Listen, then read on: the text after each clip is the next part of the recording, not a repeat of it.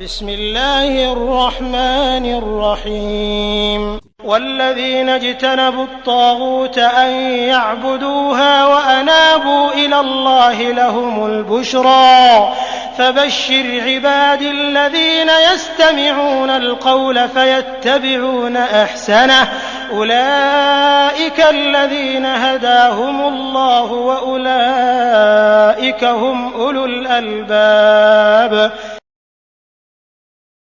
بسم الله الرحمن الرحيم الحمد لله رب العالمين والصلاة والسلام على رسول الله الأمين وعلى آله وصحبه أجمعين. സ്നേഹം നിറഞ്ഞ സഹോദരന്മാരെ സഹോദരിമാരെ, അസ്സലാമു അലൈക്കും വറഹ്മത്തുള്ളാഹി വബറകാതുഹു. നമ്മുടെ ഈ കൂടിയിരുത്തം അല്ലാഹുവിന് തൃപ്തിയുള്ള, ഇഷ്ടപ്പെടുന്ന, ധാരാളം പ്രതിഫലം നൽകുന്ന കൂടിയിരുത്തമായി അല്ലാഹു സ്വീകരിക്കുമാറാകട്ടെ. നമ്മൾ ഇപ്പോൾ ഹദീസ് ക്ലാസ്സിലാണ് ഒരുമിച്ച് കൂടിയിരിക്കുന്നത്. ഇങ്ങനെ 10 ക്ലാസ്സുകൾ ഇൻഷാ അല്ലാഹ് അലൈക്കും അസ്സലാം തുടരുന്നതാണ്. അതിനുശേഷം ഇൻഷാ അല്ലാഹ് നമ്മൾ വീണ്ടും തഫ്സീറിലേക്ക് മടങ്ങുന്നതാണ്. നബി സല്ലല്ലാഹു അലൈഹി വസല്ലമിൻ്റെ ഹദീസ് ക്രോഡീകരിക്കപ്പെട്ട ഗ്രന്ഥങ്ങളിൽ വച്ച് ഏറ്റവും സഹീഹായ ഹദീസുകൾ ഉൾക്കൊള്ളുന്ന ഗ്രന്ഥമാണ് നമ്മൾ പഠിക്കുന്നത്. അഥവാ ഇമാം ബുഖാരി റഹ്മഹുല്ലാഹ് രചിച്ച സഹീഹുൽ ബുഖാരി. സഹീഹുൽ ബുഖാരിയെ സംബന്ധിച്ച്, അതിൻ്റെ രചയിതാവായ ഇമാം ബുഖാരി സംബന്ധിച്ചെല്ലാം വിശദമായി നമ്മൾ കഴിഞ്ഞ 2 ക്ലാസ്സുകളിലൂടെ പഠിച്ചു. ആരാണ് ഇമാം ബുഖാരി? ഇമാം ബുഖാരി ജീവിച്ച കാലഘട്ടം, അദ്ദേഹത്തിൻ്റെ പഠനത്തിൻ്റെ ആരംഭം, അദ്ദേഹത്തിൻ്റെ ഷെയ്ഖുമാർ അഥവാ ഗുരുക്കന്മാർ, അദ്ദേഹത്തിൻ്റെ ശിഷ്യന്മാർ, അദ്ദേഹം എഴുതിയ ഗ്രന്ഥങ്ങൾ, അദ്ദേഹം പഠിച്ച ഹദീസുകൾ, എങ്ങനെയാണ് അദ്ദേഹം സഹീഹുൽ ബുഖാരി എഴുതിയത്, എന്താണ് അതിൻ്റെ കാരണം, സഹീഹുൽ ബുഖാരിയുടെ യഥാർത്ഥ നാമം, സഹീഹുൽ ബുഖാരിയുടെ വ്യത്യസ്ത പതിപ്പുകൾ, അതിലേറ്റവും അവലംബനീയമായ പതിപ്പ്, അതുപോലെ തന്നെ സഹീഹുൽ ബുഖാരിയുടെ വ്യത്യസ്ത റിവായത്തുകൾ, എങ്ങനെയാണ് നമ്മിലേക്ക് സഹീഹുൽ ബുഖാരി എത്തിപ്പെട്ടത്, സഹീഹുൽ ബുഖാരിയുടെ വിശദീകരണങ്ങൾ അഥവാ ഷർഹുകൾ, അതിലേറ്റവും മുഖ്യ ഷർഹ്,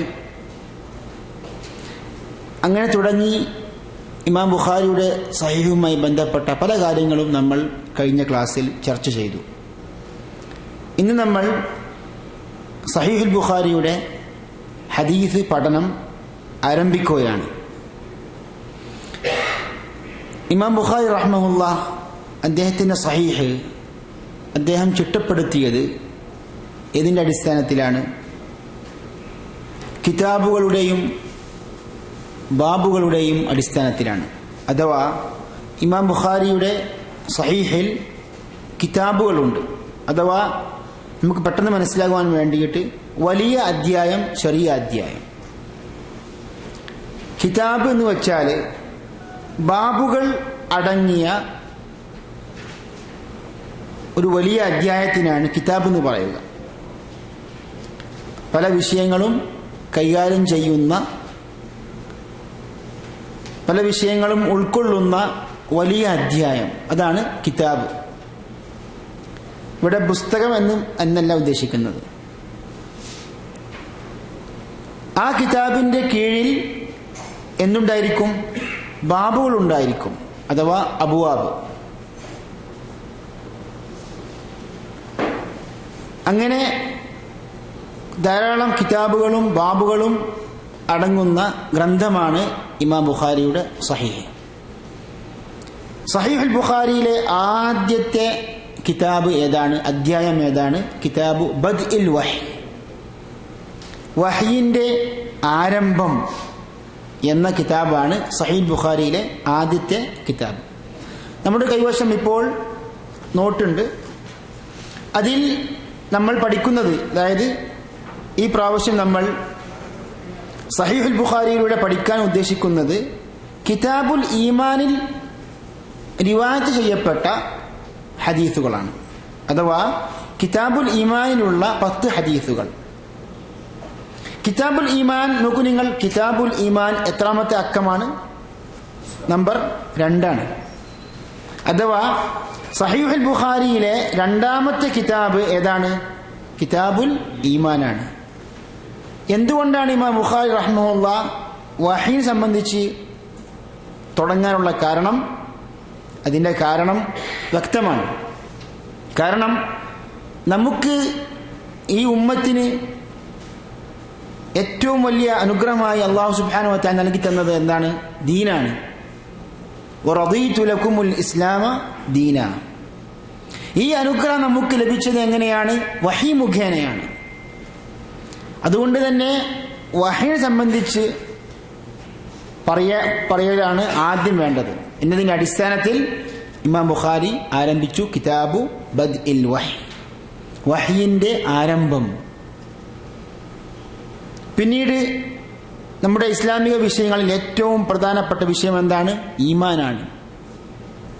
അതുകൊണ്ടാണ് രണ്ടാമത് ഈമാൻ കൊണ്ട് ആരംഭിച്ചത്. അങ്ങനെ കിതാബുൽ ഈമാനിന്റെ ശേഷം കിതാബുൽ ഇൽം, വിശ്വാസം മാത്രം പോരാ.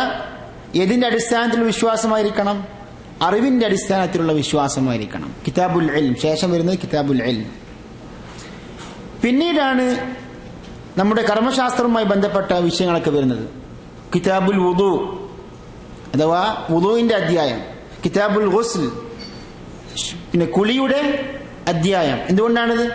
കർമ്മ രംഗത്ത് വെച്ച് ഏറ്റവും പ്രധാനപ്പെട്ട കർമ്മം എന്താണ്? നമസ്കാരമാണ്. നമസ്കാരം ശരിയാകണമെങ്കിൽ എന്ത് വേണം? ശുദ്ധി വേണം.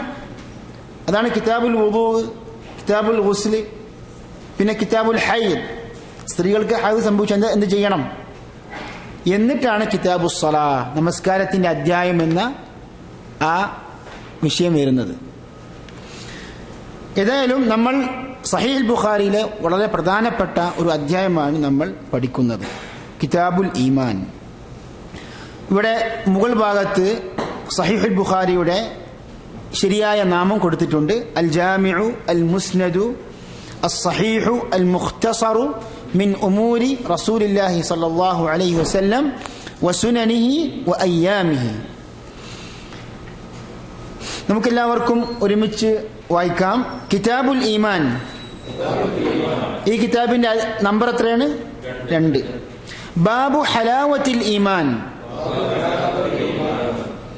ബാബു എന്താണ്? ബാബ് എന്ന് വെച്ചാൽ കിതാബിന്റെ കീഴിലുള്ള ചെറിയ അധ്യായത്തിനാണ് ബാബ് എന്ന് പറയുന്നത്. ഇനി ബാബിന്റെ കീഴിൽ വല്ല അധ്യായങ്ങളും ഉണ്ടെങ്കിൽ എന്തായിരിക്കും? എന്താ അതിനെ പറയാ? ഫസ്ൽ എന്ന് പറയും. എന്താണ് ഫസ്ൽ? അൽ ഫസ്ലുൽ അവ്വൽ, ഒന്നാം പാഠം, രണ്ടാം പാഠം എന്നൊക്കെ പറയില്ലേ? അതൊക്കെ ഏതിന്റെ കീഴിൽ വരുന്നത്? ബാബ്. പക്ഷെ സഹീഹ് ബുഖാരിയിൽ എന്തില്ല? ഫസ്ലില്ല. കിതാബും ബാബുകളും. എന്നാൽ നിങ്ങൾക്ക് അറിവിന് വേണ്ടി പറയുകയാണ്, ഇമാം മുസ്ലിമിന്റെ സഹീഹിൽ എന്ത് മാത്രമേ ഉള്ളൂ? കിതാബുകൾ മാത്രമേ ഉള്ളൂ. എന്തില്ല? ബാബുകളില്ല. അപ്പോ ചോദിക്കും, നിങ്ങളിപ്പോൾ അച്ചടിക്കപ്പെട്ട ഇമാം മുസ്ലിമിന്റെ കിതാബ് വായിച്ചാൽ അഥവാ സഹീഹ് വായിച്ചാൽ എന്ത് കാണും? കിതാബും കാണും, ബാബും കാണും. അത് ഇമാം നവവിയെ പോലെയുള്ള അഥവാ സഹീഹ് മുസ്ലിം വിശദീകരിച്ച ഷർഹ് ചെയ്ത പിൽക്കാലത്ത് വന്ന ചില പണ്ഡിതന്മാർ നൽകിയ ബാബുകളാണത്. അതുകൊണ്ട് തന്നെ ഇപ്പൊ ഇമാം നവവി റഹ്മഹുല്ലാഹ് ഏത് മദ്ഹബുകാരനാണ്? ഷാഫിഈ മദ്ഹബുകാരനാണ്.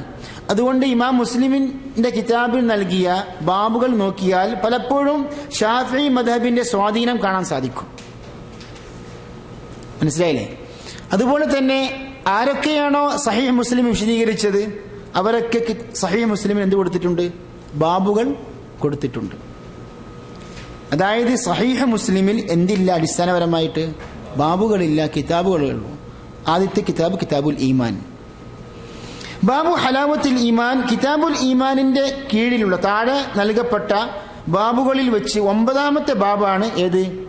ഈ ബാബ്, ബാബു ഹലാവത്തുൽ ഈമാൻ. എന്താണ് ഈമാനിന്റെ മാധുര്യം? ആ മാധുര്യം എങ്ങനെയാണ് നമുക്ക് ഉൾക്കൊള്ളുക? എങ്ങനെയാണ് നമ്മൾ അനുഭവിക്കുക? അത് അനുഭവിക്കണമെങ്കിൽ എന്ത് ചെയ്യണം, എന്ത് വേണം എന്ന് പഠിപ്പിക്കുന്ന അധ്യായമാണിത്. ഇനി നമ്മൾ ഈ ബാബു ഹലാവത്തുൽ ഈമാനിന്റെ ആ ഹദീസാണ് വായിക്കുന്നത്. കിതാബുൽ ഈമാനിലെ ഒരു ഹദീസാണ് നമ്മൾ പഠിക്കുന്നത്. ഇനി നിങ്ങൾക്ക് അറിയേണ്ടത് സഹീഹുൽ ബുഖാരിയിലെ എത്രാമത്തെ ഹദീസ് നമ്പറാണ് ഇത്? അതാണ് ഇവിടെ താഴെ കൊടുത്തിട്ടുള്ളത്, 16ാം നമ്പർ ഹദീസ്. അപ്പോൾ ഓരോത്തിനും എന്തുണ്ട്? നമ്പറുണ്ട്. കിതാബിന് നമ്പറുണ്ട്, ബാബിന് നമ്പറുണ്ട്, ഹദീസിന് നമ്പറുണ്ട്. ഇത് നമ്മുടെ ഈ പഠനത്തിലൂടെ പല കാര്യങ്ങളും പഠിക്കേണ്ടതുണ്ട്. അതായത് മുഖ്യമായ നമ്മുടെ ഉദ്ദേശം എന്താണ്? ഹദീസ് പഠിക്കുക, അതിൻ്റെ ആശയം ഉൾക്കൊള്ളുക, പ്രത്യേകിച്ച് വിശ്വാസപരമായ കാര്യങ്ങൾ കേന്ദ്രീകരിച്ചുകൊണ്ട് നമ്മൾ പഠിക്കുക. ഇതാണ് മർമ്മം. അതോടൊപ്പം തന്നെ പണ്ഡിതന്മാർ ശ്രദ്ധ പുലർത്തിയ കാര്യങ്ങളും പഠിക്കേണ്ടതുണ്ട്. എന്താണ് കിതാബ്, എന്താണ് ബാബു? നമ്മുടെ ജീവിതത്തിൽ ഏറ്റവും വിലപ്പെട്ട, ഖുർആൻ കഴിഞ്ഞാൽ ഏറ്റവും വിലപ്പെട്ട ഗ്രന്ഥമാണ് സഹീഹുൽ ബുഖാരി. അതിലെന്താണ് ഇമാം ബുഖാരി ചെയ്തത് അല്പമെങ്കിലും നമുക്ക് ഒന്ന് അറിയണ്ടേ? അതും കൂടി അറിയലാണ് നമ്മുടെ വേറെ ലക്ഷ്യം. അതുപോലെ തന്നെ പണ്ഡിതന്മാർ എങ്ങനെയാണ് ഹദീസ്, പലപ്പോഴും കേൾക്കാറുണ്ട് ഇമാം ബുഖാരി റിപ്പോർട്ട് ചെയ്തു. ആ റിപ്പോർട്ട് ചെയ്ത ആ ഒരു ഹദീസിന്റെ അല്ലെങ്കിൽ ചില ഹദീസുകളുടെ പൂർണ്ണമായ രൂപം പഠിക്കുക, അതും ഈ ഉദ്ദേശത്തിൽപ്പെട്ടതാണ്. നമുക്ക് ഒരുമിച്ച് വായിക്കാം. ഹദ്ദസന മുഹമ്മദ് ഇബ്നുൽ മുസന്ന. ഇത് പറഞ്ഞതിന് മുമ്പ് സാധാരണ പണ്ഡിതന്മാരെ പറയാറുണ്ട് ഖാലൽ ഇമാമുൽ ബുഖാരി എന്ന് പറഞ്ഞിട്ട് ആരംഭിക്കണം. എന്താണ് അത്? പറഞ്ഞില്ലെങ്കിൽ മുഹമ്മദ് മുസന്ന എന്നോട് പറഞ്ഞു എന്നുള്ള അർത്ഥമായി മാറി. ഖാലൽ ഇമാമുൽ ബുഖാരി ഹദ്ദസന മുഹമ്മദ് ഇബ്നുൽ മുസന്ന. മുഹമ്മദ് ഇബ്നുൽ മുസന്ന നമ്മോട് പറഞ്ഞു. ഇതാരാ പറയുന്നത്? ഇമാം ബുഖാരി. അപ്പോൾ ഈ ഇബ്നുൽ മുസന്ന ആരായിരിക്കും? ഇമാം ബുഖാരിയുടെ ഗുരുവായിരിക്കും. മാത്രമല്ല 6 ഗ്രന്ഥങ്ങളുടെ അഥവാ അൽ കുതുബുസ് സിത്ത എന്ന് പറയും. ബുഖാരി, മുസ്ലിം, അബൂദാവൂദ്, തിർമിദി, ഇബ്നു മാജ, നസായി, ഈ 6 ഗ്രന്ഥങ്ങളുടെയും മുഅല്ലിഫീങ്ങളായ ഇമാമുകളുടെ ഷെയ്ഖാണ്, ഗുരുവാണ് ആര്? ഇമാം മുഹമ്മദ് ഇബ്നുൽ മുസന്ന. അദ്ദേഹം ഇമാം ബുഖാരിയുടെ ഉസ്താദാണ്. അദ്ദേഹമാണ് ഈ ഹദീസ് ഇമാം ബുഖാരിക്ക് പഠിപ്പിച്ചു കൊടുത്തത്. ഖാല ഹദ്ദസന അബ്ദുൽ വഹാബ് അസ്സഖഫി. അബ്ദുൽ വഹാബ് അസ്സഖഫി ആരോട് പറഞ്ഞു? ഇമാം മുഹമ്മദ് ബിൻ മുസന്നക്ക് പറഞ്ഞു കൊടുത്തു. ഇവിടെ ഹദ്ദസന എന്ന് പറയുമ്പോൾ എന്താണ്? ശരിക്ക് നേരിട്ട് കേൾക്കുന്നതിനെ പറയുക. അതായത് അബ്ദുൽ വഹാബ് അസ്സഖഫി റഹിമഹുല്ലാ ആ ഹദീസ് പറഞ്ഞത് ശരിക്കും ഇമാം ഇബ്നുൽ മുസന്നക്ക് പറഞ്ഞു കൊടുത്തു, അല്ലെങ്കിൽ ആരോ പറഞ്ഞത് കേട്ടു എന്ന അർത്ഥമല്ല. അതുകൊണ്ട് ഈ ഇസ്നാദ് വായിക്കുമ്പോൾ പ്രത്യേകം ശ്രദ്ധിക്കണം. ഇപ്പോൾ അൻ അബ്ദുൽ വഹാബ് അസ്സഖഫി എന്ന് പറയുന്നതും ഹദ്ദസന അബ്ദുൽ വഹാബ് അസ്സഖഫി പറഞ്ഞതും രണ്ട് അർത്ഥങ്ങളാണ്. അൻ എന്ന് പറയുമ്പോൾ ചിലപ്പോൾ ഒരു പക്ഷേ കേൾക്കണമെന്നില്ല, മനസ്സിലായില്ലേ? എന്നാൽ ഹദ്ദസന എന്ന് പറയുമ്പോൾ അല്ലെങ്കിൽ സമിഅ്തു, ഞാൻ കേട്ടു, എന്നോട് പറഞ്ഞു എന്ന് പറയുമ്പോൾ ശരിക്കും നേരിട്ട് ഹദീസ് കേട്ട് പഠിച്ചതാണ്. ഇനി ആരാണ് ഈ മുഹമ്മദ് ബിൻ മുസന്ന? ചെറുതായിട്ട് നമ്മൾ ഒന്ന് അറിയാൻ വേണ്ടി മാത്രം അതിന് ചെറിയ ഒരു ചരിത്രം കൊടുത്തിട്ടുണ്ട്. അദ്ദേഹത്തിന്റെ പേര് മുഹമ്മദ് ബിൻ മുസന്ന അൽ അനസി. അദ്ദേഹം മരണപ്പെട്ടത് ഹിജ്റ 252. ഇമാം ബുഖാരി എപ്പോഴാണ് മരണപ്പെട്ടത്? 256. അബ്ദുൽ വഹാബ് അസ്സഖഫി ആരാണത്? അബ്ദുൽ വഹാബ് ഇബ്നു അബ്ദുൽ മജീദ് അസ്സഖഫി. അദ്ദേഹം മരണപ്പെട്ടത് ഹിജ്റ 194. ഈ ഹിജ്റ വർഷം ആരുടെ ജന്മദിനാണ്? ഇമാം ബുഖാരിയുടെ ജന്മദിനമാണ്. അപ്പോഴാണ് ഇമാം ബുഖാരിയുടെ ഉസ്താദിന്റെ ഉസ്താദ് മരണപ്പെടുന്നത്. അതുപോലെ ഖാല ഹദ്ദസനാ അയ്യൂബ് നമ്മോട് പറഞ്ഞു. അപ്പൊ നമ്മൾ ശരിക്ക് ഈ സനദുമായി ബന്ധമില്ലാത്ത അഥവാ സനദിനെ കുറിച്ച് വലിയ അറിവൊന്നുമില്ലാത്ത ആൾക്കാരായിരിക്കും എന്താ അയ്യൂബ്, ഏത് അയ്യൂബ്, എവിടുത്തെ അയ്യൂബ്? അപ്പൊ അയ്യൂബ് എന്ന് പറഞ്ഞാൽ വെറും അയ്യൂബ് എന്ന് പറഞ്ഞാൽ പണ്ഡിതന്മാർക്ക് അവരുടെ മനസ്സിൽ പെട്ടെന്ന് മനസ്സിലാവും, ഹദീസ് പണ്ഡിതന്മാർക്ക്. അൽ ഹസൻ എന്ന് കേട്ടാൽ എന്താണ്? നമ്മൾ പലപ്പോഴും പറയണേ നമ്മുടെ കൂട്ടത്തിൽ ഒരൊറ്റ മുഹമ്മദേ ഉള്ളൂ, ഒരൊറ്റ ഹസനേ ഉള്ളൂ. അതുപോലെ പണ്ഡിതന്മാർക്കും അറിയപ്പെട്ട ഒരു ഹസൻ ഉണ്ടാവും, ഒരു അയ്യൂബ് ഉണ്ടാവും, ഒരു ഖാലിദൊക്കെ ഉണ്ടാവും. അയ്യൂബ് എന്ന് പറഞ്ഞാൽ പണ്ഡിതന്മാർ പ്രധാനമായും ഉദ്ദേശിക്കുന്നത് ഇമാം അയ്യൂബ് അസ്സഖ്തിയാനി, അദ്ദേഹത്തെ സംബന്ധിച്ചാണ്. ആരായി അയ്യൂബ്? നമുക്ക് വായിക്കാം. അയ്യൂബ് ഇബ്നു അബി തമീമ അസ്സഖ്തിയാനി. അത് അസ്സഖ്തിയാനിയാണോ അസ്സഖ്തിയാനിയാണോ എന്ന് പല അഭിപ്രായങ്ങളുമുണ്ട്. അത് ഏറ്റവും സഹീഹായത് സീനിന് ഫത്ഹാണ്, അസ്സഖ്തിയാനി. അദ്ദേഹം കർമ്മശാസ്ത്ര പണ്ഡിതനാണ്, ഹദീസ് പണ്ഡിതനാണ്. അദ്ദേഹം മരണപ്പെട്ടത് ഹിജ്റ 131. ശേഷം ഓരോ തർജ്ജമയുടെയും ശേഷം എന്തുണ്ട്? ഒരു ഗ്രന്ഥത്തിന് പേര് കൊടുത്തിട്ടുണ്ട്. എന്താണത്? ഇതുപോലെയുള്ള ഹദീസ് റിപ്പോർട്ടർമാരുടെ അവർ വിശ്വാസയോഗ്യരാണോ അല്ലേ എന്ന് പരിശോധിക്കാൻ വേണ്ടി സാധാരണ വിദ്യാർത്ഥികളോട് നമ്മൾ അവലംബിക്കാൻ പറയുന്നൊരു ഗ്രന്ഥമാണ് ഇത്, തഖ്രീബു അത്തഹദീബ്. ഫത്ഹുൽ ബാരി എഴുതിയ ഇബ്നു ഹജർ അസ്ഖലാനി റഹ്മഹുല്ലാഹ് അദ്ദേഹം തന്നെയാണ് ഇതെഴുതിയത്, തഖ്രീബു അത്തഹദീബ്. ഒറ്റ വാള്യത്തിൽ അച്ചടിക്കപ്പെട്ടിട്ടുണ്ട്, ഒറ്റ വാള്യത്തിലും അച്ചടിക്കപ്പെട്ടിട്ടുണ്ട് തഖ്രീബു അത്തഹദീബ്. അതിപ്പോൾ നമ്മൾ തുറന്നു നോക്കിയാൽ അയ്യൂബ് എന്ന് പറയുമ്പം ഏത് അക്ഷരമാണ്? ഹംസയാണ്. അപ്പോൾ അത് അറബി അക്ഷരമാലയുടെ അടിസ്ഥാനത്തിലാണ് ക്രമീകരിച്ചിട്ടുള്ളത്, മനസ്സിലായില്ല? അപ്പം അറബി അക്ഷരമാലന്റെ ആ ക്രമം അറിയുന്നവർക്ക് പെട്ടെന്ന് തന്നെ പരിശോധിക്കാം, ഇതുപോലെ ഡിക്ഷണറി നോക്കുന്നത് പോലെ. അൻ അബി ഖിലാബത, അബി ഖിലാബയിൽ നിന്ന്. ആരാണ് അബൂ ഖിലാബ? അബൂ ഖിലാബ എന്ന് പറയുന്നത് അബ്ദുല്ലാഹി ഇബ്നു സൈദ് അൽ ജർമി. അദ്ദേഹത്തിന്റെ കുനിയത്ത് മുഖേനയാണ് അറിയപ്പെടുന്നത്. പലപ്പോഴും ചില പണ്ഡിതന്മാരുടെ ചില സഹാബത്തുകളുടെ അടക്കം പേരുകൾ ചിലപ്പോൾ നമുക്ക് ഓർമ്മ ഉണ്ടാവില്ല, പക്ഷെ എന്ത് ഓർമ്മ ഉണ്ട്? കുനിയ ഓർമ്മ ഉണ്ടാവും. അതായത് ഒരു വസ്തുവിലേക്കോ അല്ലെങ്കിൽ ജീവിയിലേക്കോ അല്ലെങ്കിൽ മൂത്ത മകനിലേക്കോ ചേർക്കപ്പെടുന്ന ഒരു പദമാണ് എന്ത്? കുനിയ എന്ന് പറയുന്നത്. അബൂ ഹുറൈറ, അബൂ ദർ, അബൂ തുറാബ് എന്ന് പറയും. ആരുടെ കുനിയാണ്? അബൂ തുറാബ് അലി റളിയല്ലാഹു അൻഹുവിന്റെ കുനിയത്താണ് അബൂ തുറാബ്. എന്താണ് ഹദീസ്? അൻ അനസിൻ, അനസ് റളിയല്ലാഹു അൻഹുവിൽ നിന്ന് നിവേദനം. അൻ നബി സല്ലല്ലാഹു അലൈഹി വസല്ലം ഖാൽ, നബി സല്ലല്ലാഹു അലൈഹി വസല്ലം പറഞ്ഞതായി ആര് റിപ്പോർട്ട് ചെയ്തു? അനസ് റളിയല്ലാഹു അൻഹു. അദ്ദേഹത്തിൽ നിന്ന് ആര് കേട്ടു? അബൂ ഖിലാബ. അബൂ ഖിലാബയിൽ നിന്ന് അയ്യൂബ്. ഇങ്ങനെ ഈ ഇസ്നാദിൽ ഉദ്ധരിക്കപ്പെട്ട എല്ലാ പണ്ഡിതന്മാരും ഹദീസിന്റെ വിഷയത്തിൽ അലൈക്കുമുസ്സലാം വിശ്വസ്തരാണ്. അത് പിന്നെ നമ്മൾ വിശ്വസ്തരാണോ അല്ലെന്ന് പ്രത്യേകിച്ച് സഹീഹ് ബുഖാരി എടുത്തു പറയുമ്പോൾ പറയേണ്ട ആവശ്യമില്ല, മനസ്സിലായില്ലേ? പലപ്പോഴും പലരും ഈ ഇസ്നാദിൽ സഹീഹുൽ ബുഖാരിയിലെ ഇസ്നാദുകളിൽ ഉദ്ധരിക്കപ്പെട്ട പണ്ഡിതന്മാർ വിശ്വാസയോഗ്യരാണെന്ന് പലപ്പോഴും എങ്ങനെ മനസ്സിലാകല്? ഇമാം ബുഖാരിയുടെ സഹീഹിൽ അവരുടെ പേരുണ്ടോ ഇല്ലേ? പേരുണ്ടെങ്കിൽ അർത്ഥം അവർ വിശ്വസ്തരാണെന്ന്. എന്താണ് ഹദീസ്? സലാസുൻ മൻ കുന്ന ഫീഹി, സലാസുൻ വായിക്കരുത് കേട്ടോ. നാവ് മേൽവരി പല്ലുകളുടെ താഴത്തായിരിക്കണം, അല്പം പുറത്തേക്ക് വരണം. സലാസുൻ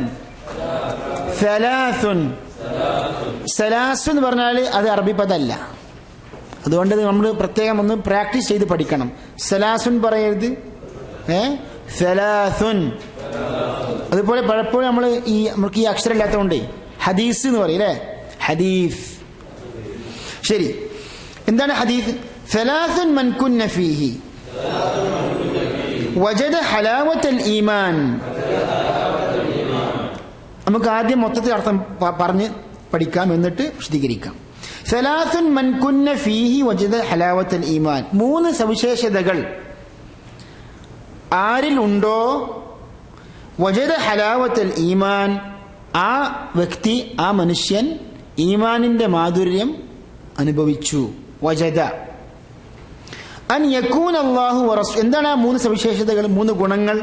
അൻ യകൂന അല്ലാഹു വറസൂലുഹു അഹബ്ബ ഇലൈഹി മിമ്മാ സിവാഹുമാ. വായിക്ക്. അൻ യകൂന അല്ലാഹു വറസൂലുഹു അഹബ്ബ ഇലൈഹി മിമ്മാ സിവാഹുമാ. എന്താണത്?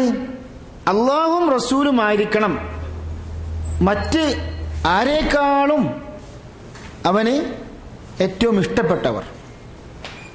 അതായത് നമുക്ക് ഏറ്റവും ഇഷ്ടപ്പെട്ടവർ ആരായിരിക്കണം? അള്ളാഹും അവൻ്റെ റസൂലുമായിരിക്കണം.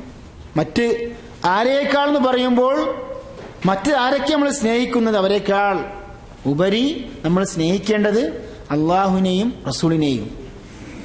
ആ സ്നേഹത്തിന്റെ മാനദണ്ഡമൊക്കെ പറയുന്നുണ്ട് പണ്ഡിതന്മാര്. വഅൻ യുഹിബ്ബൽ മർഅ ലാ യുഹിബ്ബുഹു ഇല്ലാ ലില്ലാഹ്.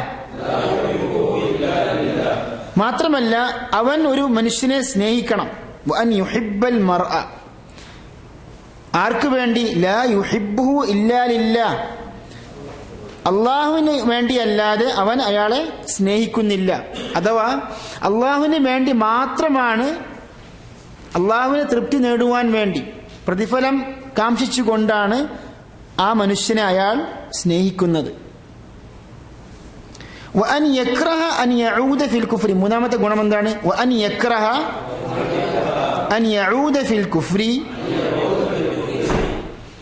കമാ യക്റഹു അൻ യുഖ്ദഫ ഫിന്നാർ. തീയിലേക്ക്, നരകത്തിലേക്ക് എറിയപ്പെടുന്നത് എങ്ങനെയാണോ അയാൾ വെറുക്കുന്നത്, അപ്രകാരം തന്നെ കുഫ്രിലേക്ക്, സത്യനിഷേധത്തിലേക്ക് മടങ്ങുന്നത് അയാൾ വെറുക്കുന്നു. ഇതാണ് ഹദീസിന്റെ മൊത്തത്തിലുള്ള അർത്ഥം. ഇനി നമ്മൾ ഇതിന്റെ വിശദീകരണമാണ് പഠിക്കേണ്ടത്. സലാസുൻ മൻ കുന്ന ഫീഹി വജദ ഹലാവത്തൽ ഈമാൻ. 3 സവിശേഷതകൾ എന്ന് പറഞ്ഞു അല്ലേ? എവിടുന്ന് ഈ സവിശേഷതകൾ കിട്ടിയത്? ഇവിടെ ഹദീസിന് 3 മാത്രം കൊടുത്തിട്ടുള്ളൂ. പ്രത്യേകം മനസ്സിലാക്കേണ്ടതാണ്. ഒരിക്കലൊരു ചോദ്യം വന്നു. ഈ ചേകന്നൂർ മൗലവി ഈ ബുനിയൽ ഇസ്ലാമു അലാ ഖംസിൻ, ഇമാം ബുഖാരി റിപ്പോർട്ട് ഹദീസാണ്. ബുനിയൽ ഇസ്ലാമു അലാ ഖംസിൻ, ഇസ്ലാം 5 തൂണുകളുടെ മേലെ കെട്ടിപ്പടുക്കപ്പെട്ടു, അതായത് ഉയർത്തപ്പെട്ടു എന്ന് പറയുമ്പോൾ ഇവിടെ ഖംസത്തിൻ എന്ന് പറയേണ്ടത് ഖംസിൻ എന്ന് ഇമാം ബുഖാരി തെറ്റിയാണ്. ഇമാം ബുഖാരിക്ക് അറബി അറിയില്ല.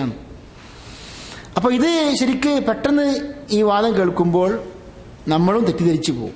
യഥാർത്ഥത്തിൽ അറബി ഭാഷയുടെ വിഷയത്തിൽ അത്യാവശ്യം അവഗാഹമുള്ള ആൾക്കാർക്ക് പെട്ടെന്ന് കാര്യം തിരിയും. അറബി ഭാഷാ നിയമപ്രകാരം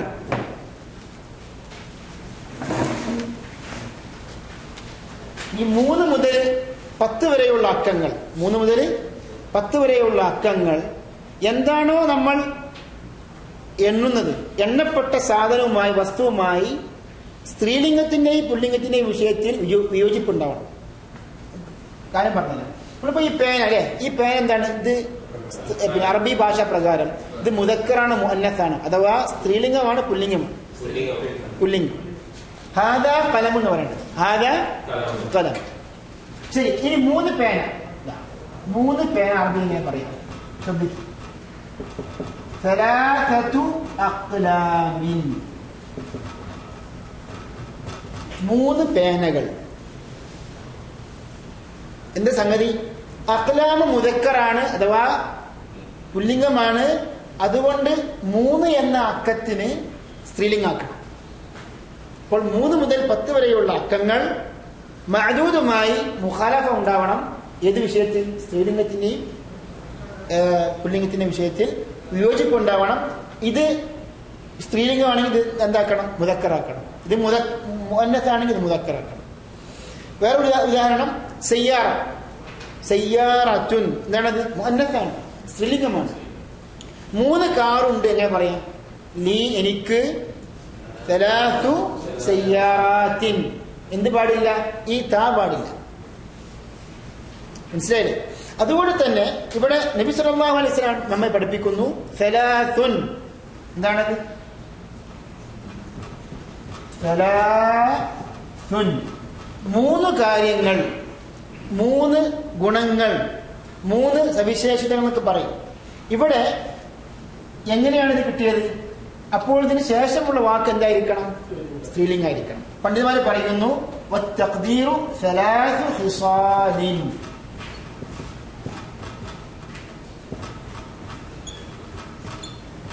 നമ്മൾ എല്ലാ കാര്യങ്ങളും ഈ നോട്ടിൽ കൊടുക്കില്ല. നോട്ടിൽ ഹദീസിന്റെ അർത്ഥം, റിപ്പോർട്ടർമാരെ ചെറിയ ജീവചരിത്രം മാത്രം. ബാക്കിയുള്ള കാര്യങ്ങളൊക്കെ നിങ്ങൾ എഴുതിയെടുക്കണം. എല്ലാ ക്ലാസ്സും നിങ്ങളുടെ കയ്യിൽ എന്ത് വേണം?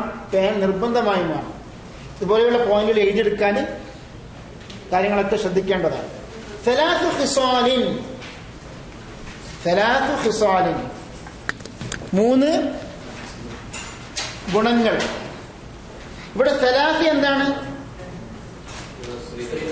അല്ല, പുല്ലിംഗാണ്. പുല്ലിംഗാക്കി. എന്താ കാരണം? ഖിസാല് സ്ത്രീലിംഗമാണ്. എങ്ങനെയാണ് ഖിസാൽ സ്ത്രീലിംഗമായി മനസ്സിലായത്? കാരണം ഖിസാൽ എന്താണ്? ബഹുവചനമാണ്.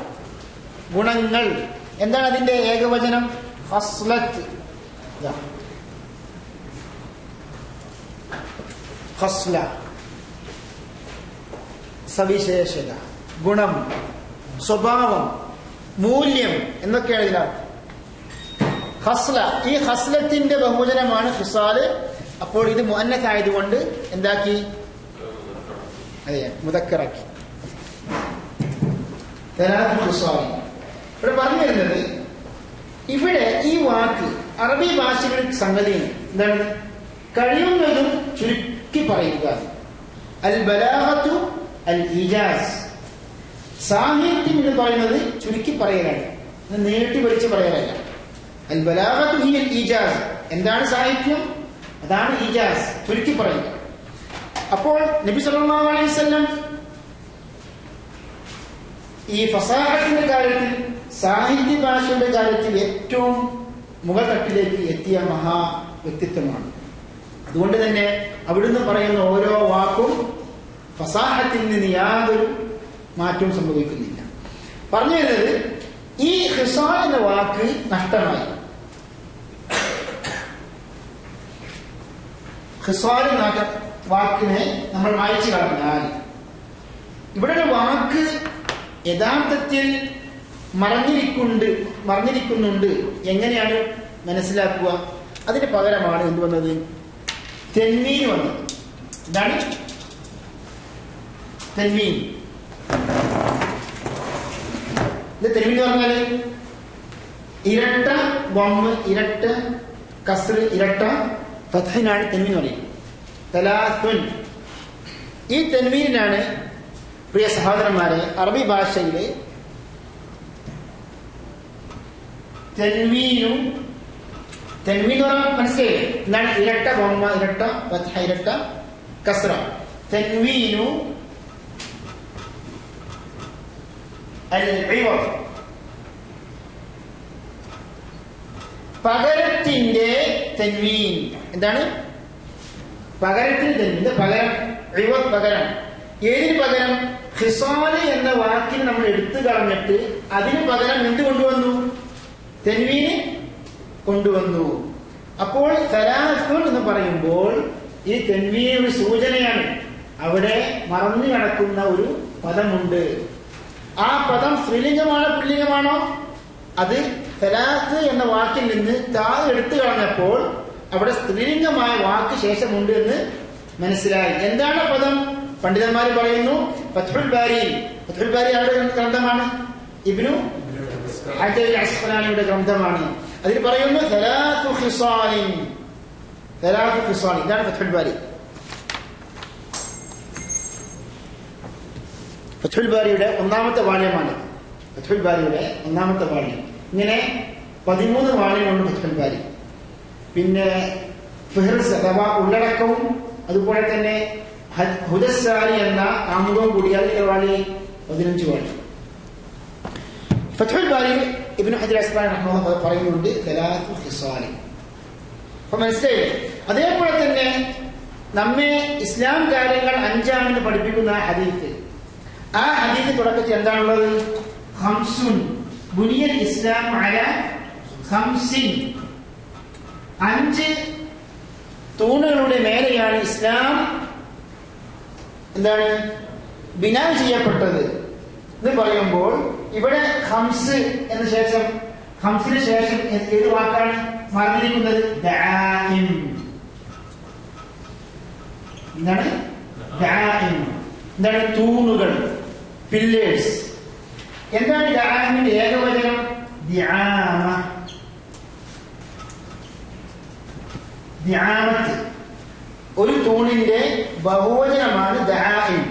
അപ്പൊ 5 ദിആമകളുടെ മേലെയാണ് ഇസ്ലാം കെട്ടിപ്പൊക്കിയത് എന്ന് പറയുമ്പോൾ ഇവിടെ ഹംസിൻ എന്ന് മാത്രമാണ് നമുക്ക് കാണാൻ സാധിക്കും ഹദീസിൽ. അപ്പം ഹംസ് എന്ന വാക്ക് പുല്ലിംഗമാണ്. അതിന്റെ അടിയിൽ എന്തുണ്ട്? തെൻവീനുണ്ട്. ഈ തെൻവീന് എന്താണ് ഇതിന് പറയുക? തെൻവീനു അൽ ഇവർ, പകരം എന്ന അർത്ഥമാണ് അതിനുള്ളത്. ഏതിന് പകരം? ദാഇം എന്ന വാക്കിന് പകരമായിട്ട് വന്ന തെൻവീനാണ് ഇത്.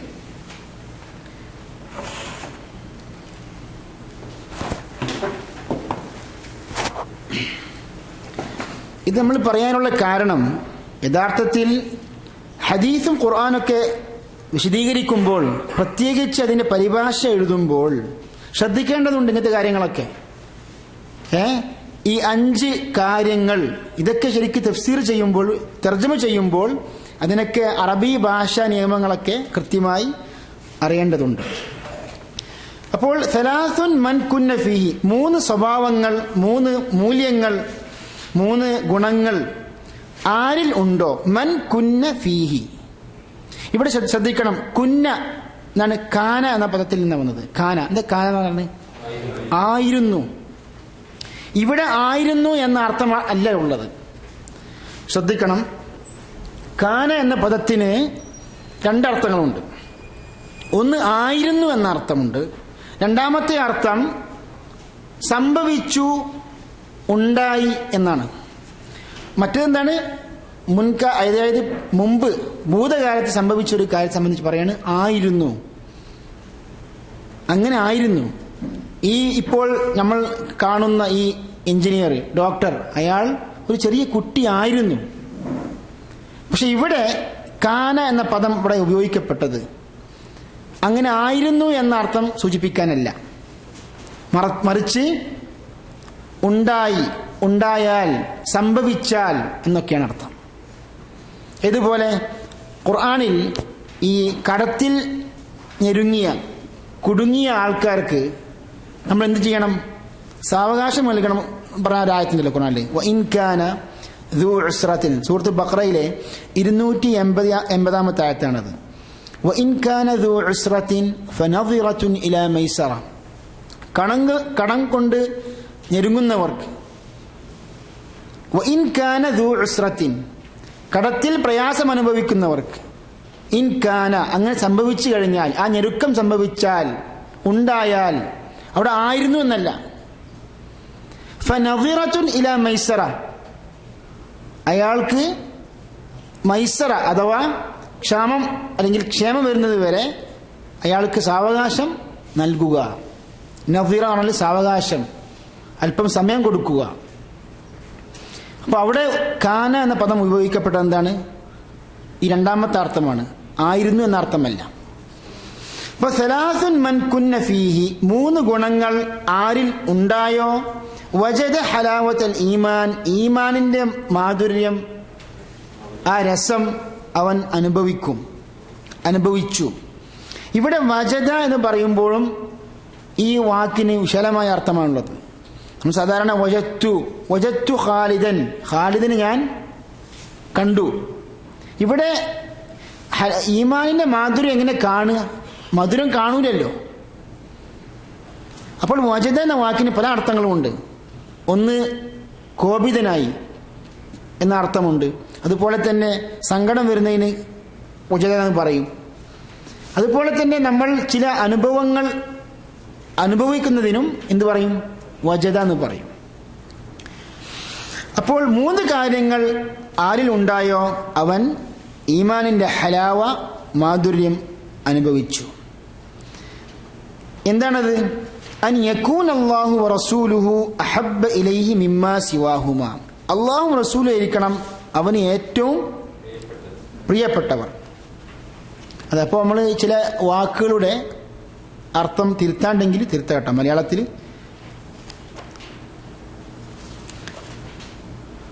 എന്താണ് ഇവിടെ അഹബ്ബ അഥവാ സ്നേഹം, ഇഷ്ടം, പ്രിയം എന്നൊക്കെ പറഞ്ഞല്ലോ. എന്താണ് അതിന്റെ ഉദ്ദേശം? പണ്ഡിതന്മാർ പറയുന്നു, ഇമാം ബുഖാരിയുടെ ശർഹായ ഫത്ഹുൽ ബാരിയിൽ പറയുന്നു, അൽ മുറാദു ബിൽ ഹുബ്ബി ഹുന അൽ ഹുബ്ബുൽ അഖ്ലി. ഇവിടെ ഹുബ്ബ് കൊണ്ട് ഉദ്ദേശം എന്താണ്? യുക്തിപരമായ ബുദ്ധിപരമായ സ്നേഹമാണ്. അതായത് ഹുബ്ബിന് രണ്ട് അർത്ഥങ്ങളുണ്ട്. ഒന്ന്, നമ്മൾ വിവേകത്തിന്റെ അടിസ്ഥാനത്തിൽ, ബുദ്ധിയുടെ അടിസ്ഥാനത്തിൽ, ശരിയായ ബോധത്തിന്റെ അടിസ്ഥാനത്തിലുള്ള സ്നേഹം. രണ്ടാമത്തെ സ്നേഹം എന്താണ്? ഇച്ഛയുടെ അടിസ്ഥാനത്തിലുള്ള സ്നേഹം. ഇപ്പോൾ ഒരാൾക്ക്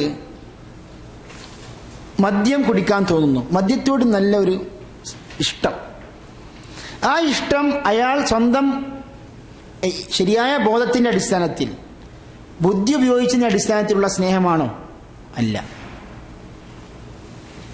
അതുപോലെ തന്നെ ഒരാൾക്ക് വെറുപ്പുണ്ടാവുന്നു. ഒരു രോഗിക്ക് മരുന്ന് കഴിക്കാൻ മരുന്നിനോടുള്ള ഒരു എന്താണ്? ഒരു വെറുപ്പ്, ഒരു അനിഷ്ടം. ആ ഇഷ്ടക്കേട് യഥാർത്ഥത്തിൽ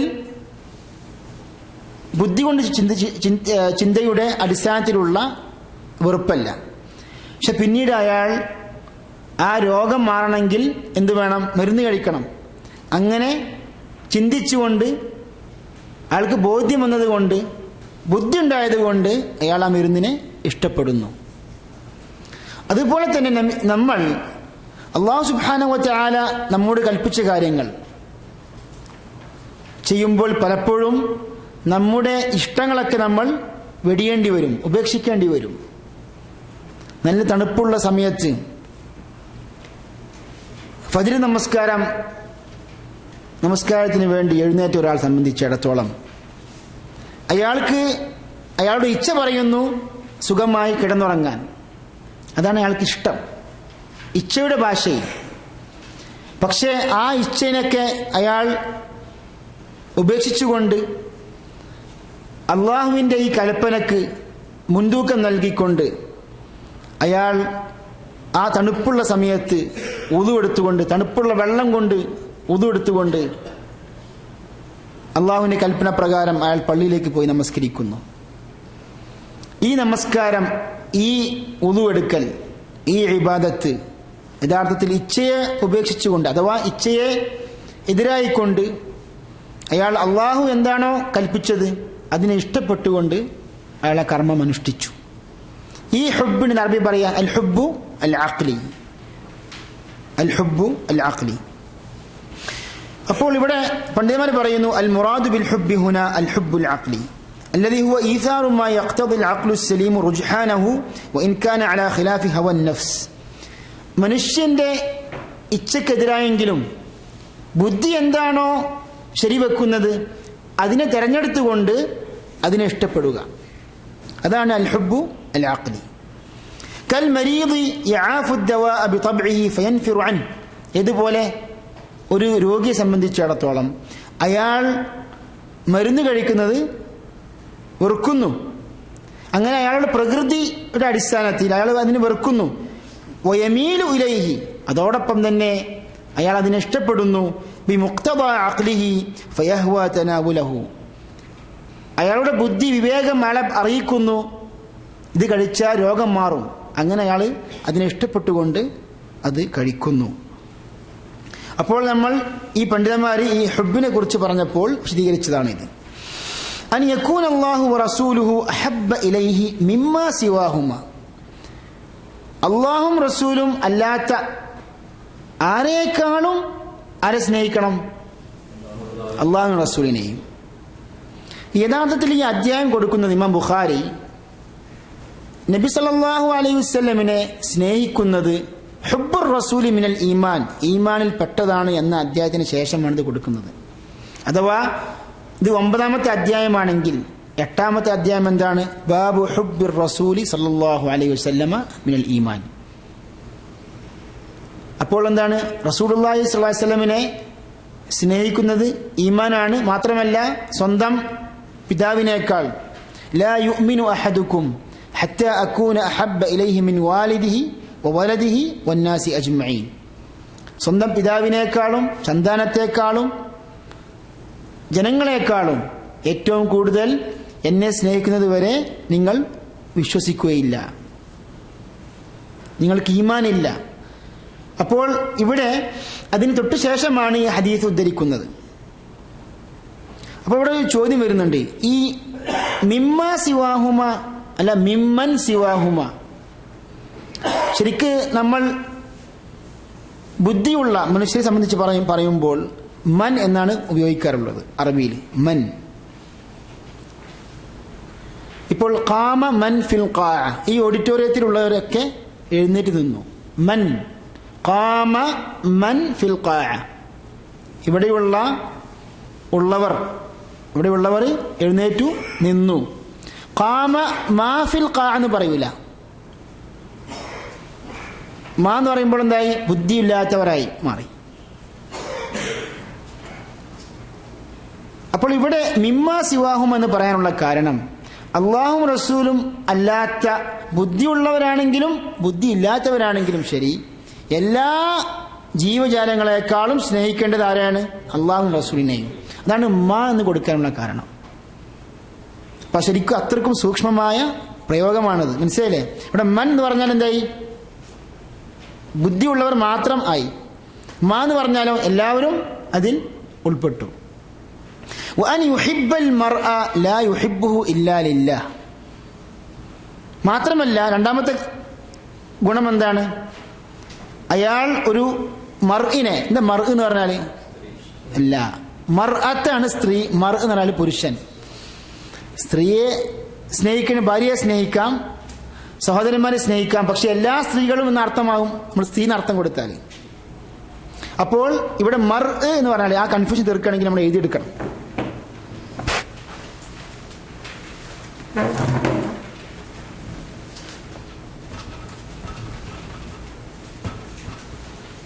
മർ എന്ന പദമുണ്ട്, മർഅത്ത് പദമുണ്ട്, രണ്ടും രണ്ടാണ്. അൽ മർ,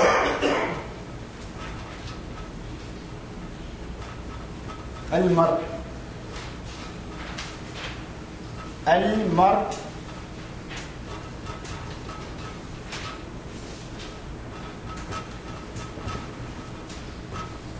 അൽ മർ, അൽ മർഅ സ്ത്രീ. ഇവിടെ എന്താണ്? പുരുഷൻ. മർ പുരുഷൻ, അൽ മർഅ സ്ത്രീ. പക്ഷേ ഇവിടെ അൽ മർ എന്ന് പറയുമ്പോഴും എന്തായി മാറി? മനുഷ്യൻ എന്ന അർത്ഥം നൽകാം. ഒരു പുരുഷനെ മാത്രമല്ല, ഒരു മനുഷ്യനെ ഇഷ്ടപ്പെടുന്നത് ഇതിന്റെ അടിസ്ഥാനത്തിലാണ്. കാരണം പുരുഷൻ മാത്രം അർത്ഥം കൊടുത്താൽ ഒരു സ്ത്രീ അവളുടെ സഹോദരിയായ സ്ത്രീയെ സ്നേഹിക്കുന്നത് ഇതിൽ പെടില്ല എന്ന് പറയും. അങ്ങനെ പറയേണ്ടി വരും. അപ്പോൾ മർ എന്ന് പറഞ്ഞാൽ യഥാർത്ഥത്തിൽ എന്താണ്? വിശാലമായ അർത്ഥമാണ്. പക്ഷെ ഒരു സ്ത്രീയെ പറഞ്ഞുകൊണ്ട് ഒരു മർഇനെ ഉദ്ധരിക്കുകയാണെങ്കിൽ എന്തായി മാറി അർത്ഥം? പുരുഷൻ മാത്രമായി. പണ്ഡിതന്മാർ ഒരു പൊതു നിയമം പറയുന്നുണ്ട്. ഈ ഫത്ഹുൽ ബാരിക്ക് ഇബ്നു ഹജർ വ്യക്തമാക്കിയതാണ്.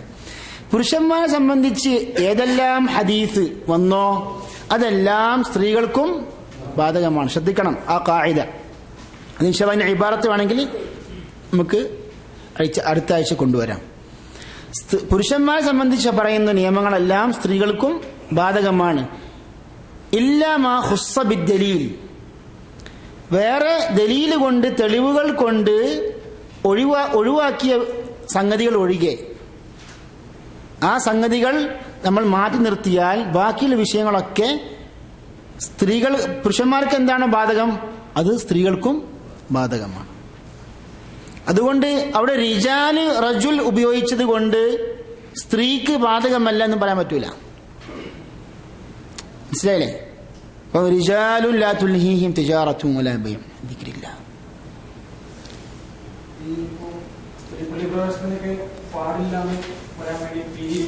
അതെ, അങ്ങനെ പറയാറുണ്ട്. യഥാർത്ഥത്തിൽ അവിടെ അതുപോലെയുള്ള പദങ്ങളൊക്കെ അതിന്റെ വിശദീകരണം വായിക്കുകയും ഇസ്ലാമിന്റെ മറ്റു പ്രമാണങ്ങളുമായി തട്ടിച്ചു നോക്കുകയും വേണം. അപ്പോൾ ഇവിടെ പുരുഷന്മാരെന്ന് പറയുന്നത് എത്ര ഹദീസിൽ പുരുഷന്മാരെന്ന് കൊടുത്ത നിയമങ്ങളുണ്ട്. ആ നിയമങ്ങൾ യഥാർത്ഥത്തിൽ പരിശോധിക്കുകയാണെങ്കിൽ സ്ത്രീകൾക്കും ബാധകമാണ്, പുരുഷന്മാർക്കും ബാധകമാണ്. പക്ഷെ വേറെ ഹദീസിലൂടെ നമ്മൾക്ക് വ്യക്തമാകുകയാണ് ഇവിടെ റജുൽ അഥവാ റിജാൽ എന്ന പ്രയോഗം കണ്ട് ഉദ്ദേശിക്കുന്നത് പുരുഷന്മാരെ മാത്രമാണ് ഉദ്ദേശിക്കുന്നത് എന്ന അർത്ഥം വേറെ തെളിവുകളിലൂടെ സ്ഥിരപ്പെട്ടാൽ അർത്ഥം വ്യക്തമായി. അങ്ങനെ വേറെ തെളിവുകളില്ലെങ്കിൽ അർത്ഥം വിശാലമാണ്. മനസ്സിലായില്ലേ? ഇതുപോലെ ഇപ്പോൾ പ്രവാചകന്മാരെ അല്ലാഹു സുബ്ഹാനഹു വ തആല അയച്ചത് പുരുഷന്മാരെ മാത്രമാണ്. വമാ അർസൽനാ മിൻ ഖബ്ലിക ഇല്ലാ റിജാലൻ നൂഹി ഇലൈഹിം. അവിടെ നമ്മൾ സ്ത്രീകൾ അഥവാ മനുഷ്യർ നടത്താനല്ല കൊടുക്കുന്നത്. എന്താണ് കൊടുക്കുന്നത്? പുരുഷന്മാർ. എന്താ കാരണം? അല്ലാഹു സുബ്ഹാനഹു വ തആല സ്ത്രീകളെ പ്രവാചകന്മാരായി നിയോഗിച്ചിട്ടില്ല. എന്താ കാരണം? നബി സ്വല്ലല്ലാഹു അലൈഹി വസല്ലം പഠിപ്പിക്കുന്നു, ലൻ യുഫ്ലിഹ ഖൗമുൻ വല്ല അംറഹും ഇംറഅ. അതായത് ഒരു ജനതയുടെ കാര്യകർത്തൃത്വം, അവരുടെ നേതൃത്വം ഒരു സ്ത്രീ ഏറ്റെടുത്താൽ ആ ജനത വിജയിക്കൂലാൻ. അപ്പോൾ പിന്നെ പ്രവാചകത്വത്തിന്റെ വിഷയത്തിൽ പറയേണ്ട ആവശ്യമില്ല. അങ്ങനെ മറ്റുള്ള തെളിവുകളുടെ അടിസ്ഥാനത്തിൽ നമുക്ക് ഇവിടെ റിജാലിന്റെ അർത്ഥം മനസ്സിലാവും. ഏതായാലും നമുക്ക് ചില ചോദ്യങ്ങളൊക്കെ ഉണ്ടെങ്കിൽ അവസാനം ചോദിക്കാം. നമ്മുടെ ഹദീസിന്റെ ഇത് പെട്ടെന്ന് പറഞ്ഞു തീർക്കാം. വഅൻ യുഹിബ്ബൽ മർഅ,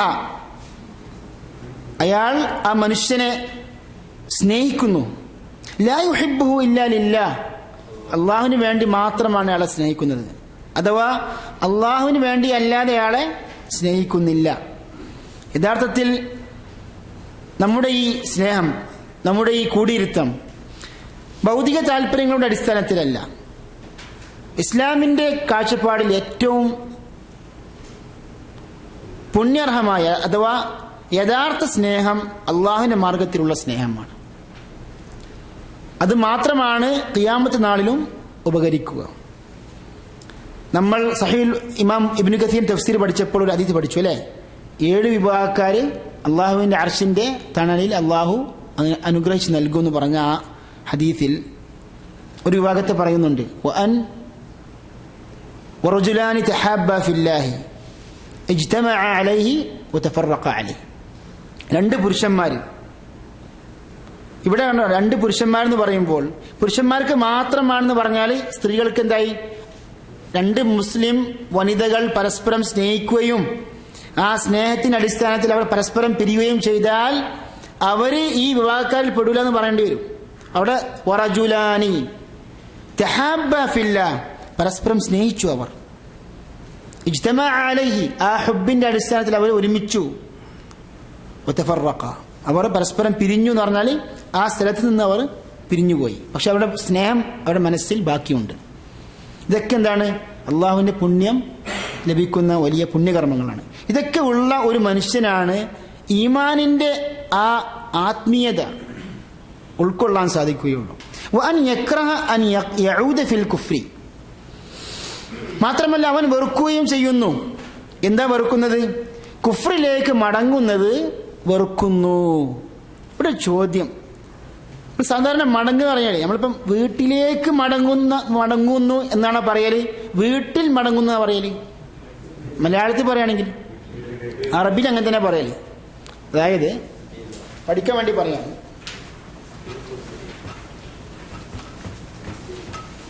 മടങ്ങി എന്താ പറയാ? ആദ റജ, അതാണ് അതിന്റെ പിന്നെ ഭൂതകാല ക്രിയ. ഫിഅ്ല് മാദി പറയും റജഅ. ദാ ആദ ഖാലിദുൻ, ഖാലിദ് ഇതിലേക്ക് മടങ്ങി, വീട്ടിലേക്ക് മടങ്ങി. ഇലൽ ബൈത്ത്, നിങ്ങൾ എഴുതിയിരിക്കൊന്നും വേണ്ട, അത് മനസ്സിലാക്കാൻ വേണ്ടി പറയും. ശരി, അപ്പൊ ഇവിടെ കുഫ്രിലേക്ക് മടങ്ങുന്നത് വെറുക്കുന്നു എന്ന് പറയുന്നിടത്ത് ഫി എന്ന വാക്കാണ് ഉപയോഗിച്ചത്. ഇതെന്താണ്? അറബി ഭാഷാ നിയമപ്രകാരം ഒരു സംഗതിയുണ്ട്. എന്താണ്? തദ്മീനുൽ ഫിഅലി മഅന ഫിഅലിൻ ആഖർ. ഇത് നിങ്ങൾ എഴുതിയെടുക്കണ്ട, മനസ്സിലാക്കിയാൽ മതി. കാരണം കുറച്ച് സൂക്ഷ്മമായ ഒരു സംഗതിയാണത്.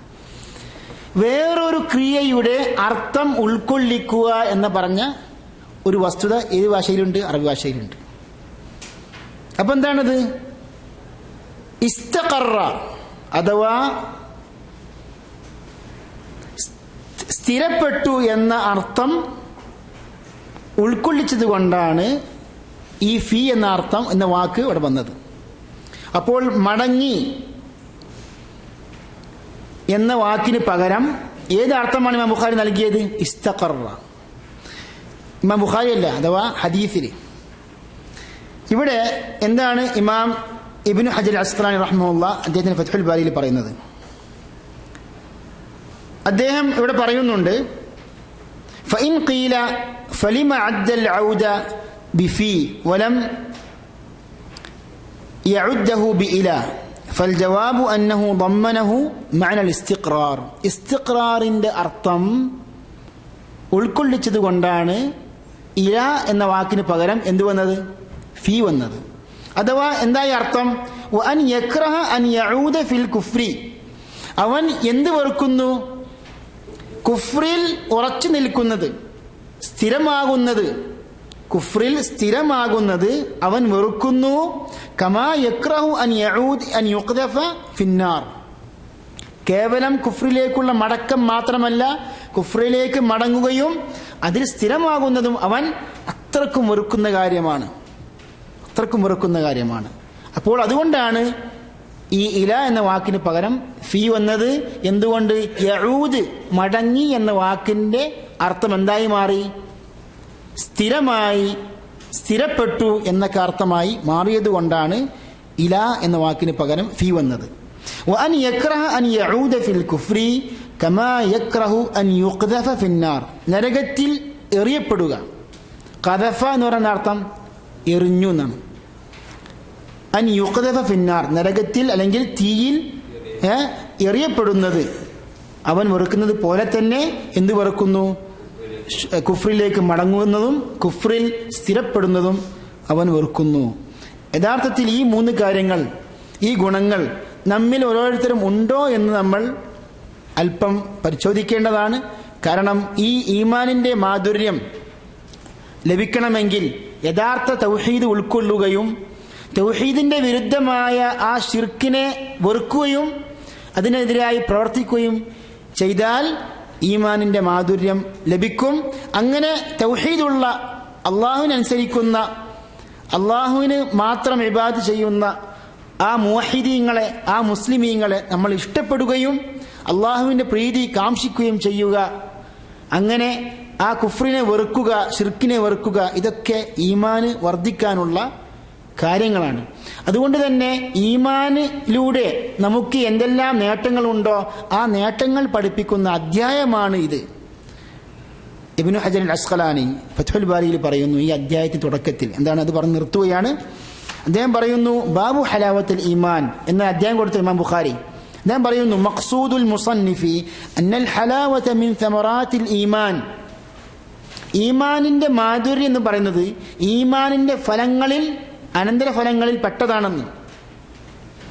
ഒരു ഈമാന് ഒരു മനസ്സിൽ കയറിക്കഴിഞ്ഞാൽ അതിൽ കുറേ ഫലങ്ങളുണ്ട്. മധുരമുള്ള ഫലങ്ങൾ നമുക്ക് അതിൽ നിന്ന് ലഭിക്കും. ഒരു മധുരമാണ് ഇവിടെ നബി സല്ലല്ലാഹു അലൈഹി വസല്ലമയെ പഠിപ്പിച്ചത്. അങ്ങനെ ആ മാധുര്യം നമുക്ക് അനുഭവിക്കുവാനും ഉൾക്കൊള്ളുവാനും അള്ളാഹു തൗഫീക്ക് ചെയ്യുമാറാകട്ടെ. യഥാർത്ഥ മുവഹിദുകളായ മുഅ്മിനീങ്ങളായ ആ വിശ്വാസികളുടെ കൂട്ടത്തിൽ അള്ളാഹു നമ്മെയും ഉൾപ്പെടുത്തുമാറാകട്ടെ. വസല്ലല്ലാഹു വസല്ലം അല നബിയിന വറസൂലിന മുഹമ്മദ് വഅല ആലിഹി വസഹ്ബിഹി അജ്മഈൻ വൽഹംദുലില്ലാഹി റബ്ബിൽ ആലമീൻ. എന്താണ്? അതെ, അവിടെ തിരുത്തണം. അവിടെ നമ്മളെ ഷുഐബ് മൗലവി പറഞ്ഞത് മിൻ ഉമൂരി എന്ന് പറഞ്ഞത് ഈ മാ എന്ന വാക്കിന് എന്താണ്? മൂന്ന് കൊടുക്കുന്നത് ഉമൗരി വാക്കായി മാറി. അതുകൊണ്ട് അത് തിരുത്തേണ്ടതാണ്. അത് ഇൻഷാ അല്ലാഹ് പ്രത്യേകിച്ച് അടുത്ത നോട്ട്സിലൊക്കെ തിരുത്തും ഇൻഷാ അല്ലാഹ്. അടുത്തത് എന്താണ്? അതെ അതെ അതെ പറഞ്ഞുതരാം. അതെ, അത് യഥാർത്ഥത്തിൽ പണ്ഡിതന്മാർ ചർച്ച ചെയ്തിട്ടുണ്ട് ആ വിഷയം. അതായത് അത് മടക്കം എന്ന് പറയുമ്പോൾ ഈ ഇസ്തഖറ എന്ന് പറയുമ്പോൾ എന്ത്, അതായത് കുഫ്രിൽ സ്ഥിരപ്പെടുക, സ്ഥിരമാവുക എന്ന അർത്ഥം നമ്മൾ മനസ്സിലാക്കി കഴിഞ്ഞാൽ ആ ശുഭഹത്ത് പിന്നെ അതിൽ നിന്ന് ഒഴിവായി. അതുകൊണ്ട് തന്നെ പണ്ഡിതന്മാർ പറയുന്നു ഇവിടെ ഇല എന്ന വാക്കിന് പകരം ഫീ കൊടുക്കാനുള്ള കാരണം ആ മടങ്ങി എന്ന അർത്ഥത്തിൽ നിന്ന് ആ അർത്ഥം മനസ്സിലാക്കാതെ സ്ഥിരപ്പെട്ടു, സ്ഥിരമായി എന്ന അർത്ഥം മനസ്സിലാക്കുവാൻ വേണ്ടിയാണ് അവിടെ ഇല എന്ന വാക്കിന് പകരം ഫീ കൊടുത്തത് എന്ന് പണ്ഡിതന്മാർ, ഇബ്നു ഹജർ പോലുള്ള പണ്ഡിതന്മാർ വ്യക്തമാക്കിയിട്ടുണ്ട്.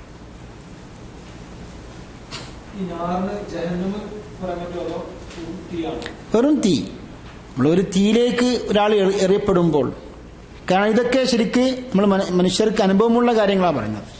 ഒരു തീയിൽ എറിയപ്പെടുമ്പോൾ അയാൾ വെറുക്കുന്നു, ശരിക്കും വെറുക്കുന്നൊരു കാര്യമാണ്. അങ്ങനെ എറിയപ്പെട്ടാലും അയാൾ ആഗ്രഹിക്കുന്നത് ആ വിശ്വാസം വിടാതെ അത് മുറുകെ പിടിച്ചുകൊണ്ടുള്ള ഒരവസ്ഥയാണ്. പിന്നീട് ഇൻഷാ അല്ലാഹ് ഇക്രാഹിന്റെ പല വിഷയങ്ങളും വരുന്നുണ്ട്. അങ്ങനെ ഒരാളെ ബലാത്കാരം, കുഫ്ർ പറയാൻ നിർബന്ധിച്ചു, അങ്ങനെ അയാൾ വഴങ്ങേണ്ട ആവശ്യമുണ്ടോ? അതിൽ പല ഷർത്തുകളും സാധ്യമായാൽ അയാൾ കുഫ്ർ പറഞ്ഞാൽ കുഴപ്പമില്ല. അതായത് അയാൾക്ക് ശരീരത്തിന് ബാധിക്കുന്ന, അയാളെ കൊലപ്പെടുത്തുന്നൊക്കെ ഭീഷണി ഉണ്ടെങ്കിൽ കുഫ്ർ പറഞ്ഞാലും അയാളുടെ മനസ്സിന് എന്താണ് വിശ്വാസമുണ്ടെങ്കിൽ അത് ആ പറയുന്നത് കുഴപ്പമില്ല എന്ന് പണ്ഡിതന്മാർ ഖുർആനൊക്കെ പഠിപ്പിച്ചിട്ടുണ്ട്. മൻ കഫറ ബില്ലാഹി എന്താണ് ഇല്ലാ മൻ ഉക്രിഹ വഖൽബുഹു മുത്മഇന്നുൻ ബിൽ ഈമാൻ എന്ന് പറഞ്ഞ ആയത്തുണ്ടല്ലോ. ഈ ആയത്ത് മൻ കഫറ ബില്ലാഹി മിൻ ബഅദി ഈമാനിഹി വ ഇല്ലാ മൻ ഉക്രിഹ വഖൽബുഹു മുത്മഇന്നുൻ ബിൽ ഈമാൻ, അല്ലാഹുവിൽ ആര് നിഷേധിച്ചുവോ, മിൻ ബഅദി ഈമാനിഹി ഇതിന്റെ ശേഷം, ഈമാനിന്റെ ശേഷം, ഇല്ലാ മൻ ഉക്രിഹ ഒഴികെ, ബലാത്കാരം നിർബന്ധിക്കപ്പെട്ടവൻ ഒഴിച്ച്, വഖൽബുഹു മുത്മഇന്നുൻ ബിൽ ഈമാൻ എന്നാൽ അയാളുടെ മനസ്സ് ഈമാന് കൊണ്ട് വിശാലപ്പെടുന്നു, അയാൾ ഇതിൽ പെടുന്നില്ല, ഈ കുഫാറുകളിൽ പെടുന്നില്ല. ഈ ആയത്ത് ഇറങ്ങിയത് പണ്ഡിതന്മാർ പറയുന്നു അമ്മാർ ബിൻ യാസിർ റളിയല്ലാഹു അൻഹു ധാരാളം പീഡിപ്പിക്കപ്പെട്ടു. ഏതിൻ്റെ പേരിൽ? ഇസ്ലാമിൻ്റെ പേരിൽ. അങ്ങനെ കുഫാറുകൾ അദ്ദേഹത്തെ നിർബന്ധിച്ചു കുഫർ പറയാൻ. അങ്ങനെ അദ്ദേഹം ആ ശിക്ഷ അഥവാ ആ പീഡനം സഹിക്കവയ്യാതെ അവരെ തൃപ്തിപ്പെടുത്താൻ വേണ്ടിയിട്ട് തൽക്കാലം അയാൾ ആ വിഷയത്തിൽ ഒന്ന് നടിച്ചു, കുഫർ പറഞ്ഞുകൊണ്ട്. അങ്ങനെ പിന്നീട് അദ്ദേഹം നബി സ്വല്ലല്ലാഹു അലൈഹി വസല്ലമയിലേക്ക് പോയിക്കൊണ്ട് പറഞ്ഞു, ഞാൻ ചെയ്തതിൽ വല്ല കുഴപ്പമുണ്ടോ എന്ന് ചോദിച്ചു. അപ്പോൾ അവിടുന്ന് പറഞ്ഞത് എന്താണ്? താങ്കളുടെ മനസ്സ്, താങ്കളുടെ ഹൃദയം എങ്ങനെയായിരുന്നു, ഏത് അവസ്ഥയിലായിരുന്നു താങ്കൾ അത് പറഞ്ഞപ്പോൾ? അപ്പോൾ പറഞ്ഞു ഖൽബി മുത്മഇന്നുൻ ബിൽ ഈമാൻ, എൻ്റെ കൽബ് ഈമാൻ കൊണ്ട് വിശാലമായിരുന്നു, ഞാൻ ബാഹ്യമായിട്ട് അങ്ങനെ പറഞ്ഞെങ്കിലും. അപ്പോൾ ഖുർആൻ ഇറങ്ങി, എന്താണ്? ഇല്ലാ മൻ ഉക്രിഹ വഖൽബുഹു മുത്മഇന്നുൻ ബിൽ ഈമാൻ, അയാൾ ഒഴിച്ച്, ആ അവസ്ഥ ഒഴിച്ച് ഒരാള് കുഫ്ർ മനഃപൂർവ്വം പറയുകയോ പ്രവർത്തിക്കുകയോ ചെയ്താൽ എന്താണ്? കഠിനമായ ശിക്ഷയാണ് അള്ളാഹുവിൻ്റെ പക്കലുള്ളത് എന്ന് പറഞ്ഞ് പഠിപ്പിക്കുന്ന ആയത്തൊക്കെ ഉണ്ട്. അതൊക്കെ ഇക്രാഹിന്റെ വിഷയത്തിൽ വരുന്നതാണ്. ഏതായാലും നമ്മുടെ ക്ലാസ് സമയം അതിക്രമിച്ചു. ഇൻഷാ അല്ലാഹ് അടുത്ത ക്ലാസ്സിൽ രണ്ടാമത്തെ ഹദീസ് പഠിക്കുകയാണ് ഇൻഷാ അല്ലാഹ്.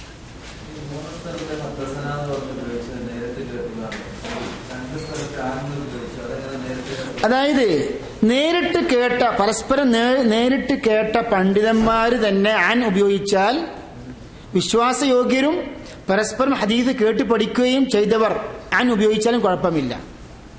മനസ്സിലായില്ലേ? പക്ഷേ പരസ്പരം കേട്ടിട്ടുണ്ടോ ഇല്ലേന്ന് സംശയമുണ്ട്, തെളിവുമില്ല, അവര് ആൻ ഉപയോഗിച്ചാൽ ശ്രദ്ധിക്കണം. മനസ്സിലായില്ലേ? ഞാൻ പറഞ്ഞു കഴിഞ്ഞ ക്ലാസ്സിൽ ഇമാം ബുഖാരി ഒരു റിപ്പോർട്ടർ ഒരു റാവിയെ ഇവിടെ ഉദ്ധരിക്കണമെങ്കിൽ എന്ത് വേണം? പരസ്പരം ഒരേ കാലഘട്ടത്തിൽ ജീവിക്കുകയും പരസ്പരം ഹദീസ് കേട്ട് പഠിച്ചവരാണെന്ന് തെളിവ് ഉണ്ടാവുകയും ചെയ്തതിന്റെ അടിസ്ഥാനത്തിൽ ഇമാം ബുഖാരി ഈ പരമ്പരകളിൽ എന്ത് ചെയ്യും? റിപ്പോർട്ടർമാരെ ഉദ്ധരിക്കുകയുള്ളൂ. അല്ലാത്ത ഒരു റിപ്പോർട്ടറെയും ഇമാം ബുഖാരി ഉദ്ധരിക്കുകയില്ല. അപ്പോൾ അതുകൊണ്ട് സഹീഹുൽ ബുഖാരിയിൽ അൻ കണ്ടാൽ ധൈര്യമായിട്ട് നമുക്ക് എന്ത് വിശ്വസിക്കാം? അത് പരസ്പരം കേട്ട് പഠിച്ചവരാണെന്ന് മനസ്സിലാക്കാം. അസ്സലാമു അലൈക്കും വറഹ്മത്തുള്ളാഹി വബറകാതുഹു. കഴിഞ്ഞ ആഴ്ച